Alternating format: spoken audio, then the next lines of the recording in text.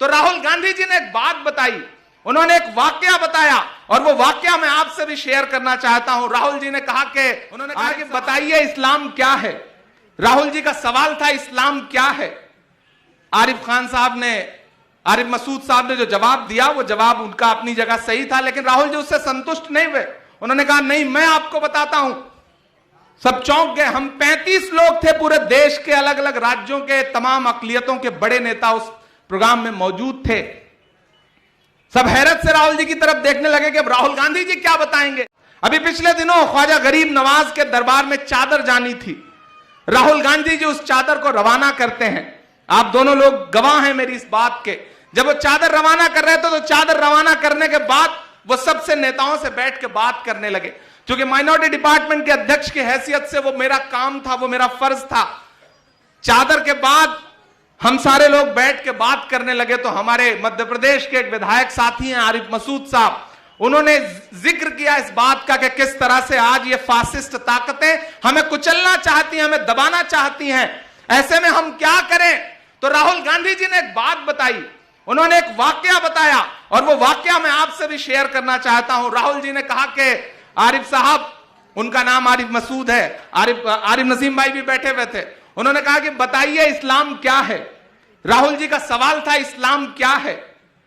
आरिफ मसूद साहब ने जो जवाब दिया वो जवाब उनका अपनी जगह सही था, लेकिन राहुल जी उससे संतुष्ट नहीं हुए। उन्होंने कहा नहीं, मैं आपको बताता हूं। सब चौंक गए। हम 35 लोग थे, पूरे देश के अलग अलग राज्यों के तमाम अकलियतों के बड़े नेता उस प्रोग्राम में मौजूद थे। सब हैरत से राहुल जी की तरफ देखने लगे कि अब राहुल गांधी जी क्या बताएंगे। तो राहुल गांधी जी ने कहा कि मेरा एक कुली दोस्त है, वो दिल्ली रेलवे स्टेशन पर कुली का काम करता है, हाशिम नाम है उसका। उसने मुझे जो बात बताई है वो मैं आपको बताना चाहता हूं। हम सारे लोग चौंक गए कि राहुल गांधी ये कह रहे हैं कि कुली हमारा दोस्त है और उसने मुझे जो बात बताई है इस्लाम के बारे में, ईमान के बारे में, वो मैं बताता हूं। फिर राहुल जी ने हमें एक हदीस सुनाई कि ईमान का आला दर्जा वो है कि अगर आप जुल्म देखें तो अगर आपके अंदर ताकत है तो आगे बढ़ें और ताकत से उसे रोक दें। दूसरा दर्जा यह है कि अगर आप में ताकत नहीं है उतनी कि आप आगे बढ़ के ताकत से रोक सकते हैं तो जबान का इस्तेमाल करें और जबान से जुल्म के खिलाफ आवाज उठाएं। अगर वो भी नहीं कर सकते तो सबसे कमतर दर्जा यह है कि उसे दिल में बुरा माने और वहां से हट जाएं। यह हमें किसने सुनाया? राहुल गांधी जी ने। असलम भाई और आरिफ नसीम खान साहब इस बात के गवाह हैं।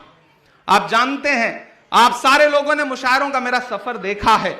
आपने देखा है इसी मुंबई के मुशायरों में किस तरह से आपने दुआओं से मेरा दामन भरा है और मैं आराम से आता था, स्टारों की तरह मुशायरे में पढ़ता था और उसके बाद ठीक ठाक पैसे भी मिलते थे और वापस चला जाता था।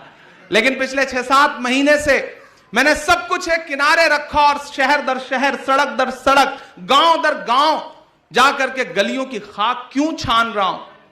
क्योंकि राहुल जी की वो जो बात है ना कि आपके ईमान का एक दर्जा यह है कि अगर ताकत है तो जुल्म के खिलाफ ताकत से लड़ो, अगर ताकत से नहीं लड़ सकते तो जबान से लड़ो और जबान से भी नहीं लड़ सकते तो दिल से बुरा मानो उसे। मैं उस बात पर अमल कर रहा हूं। मैं शहर दर शहर जा रहा हूं। 5 राज्यों के नतीजे आए। एआईसीसी में कोई नेता बैठने को तैयार नहीं था, लेकिन आप यकीन करें सबसे पहले नतीजों के 4 दिन के बाद मैंने अपने ऑफिस में फोन किया और मैंने कहा ऑफिस खोलो, मैं ऑफिस आ रहा हूं। तो उन्होंने कहा सर एकदम सन्नाटा है। मैंने कहा इसी सन्नाटे को तो तोड़ना है, मैं ऑफिस आ रहा हूं। बैठेंगे ऑफिस में, लोगों से मिलेंगे, उनका हौसला बढ़ाएंगे और आप यकीन करें कि मैं तकरीबन 8 घंटे आईसीसी बैठा रहा और कम से कम 1000 आदमी मिलने के लिए आया और जो भी आता था वो यही कहता था कि सर नतीजे अपनी जगह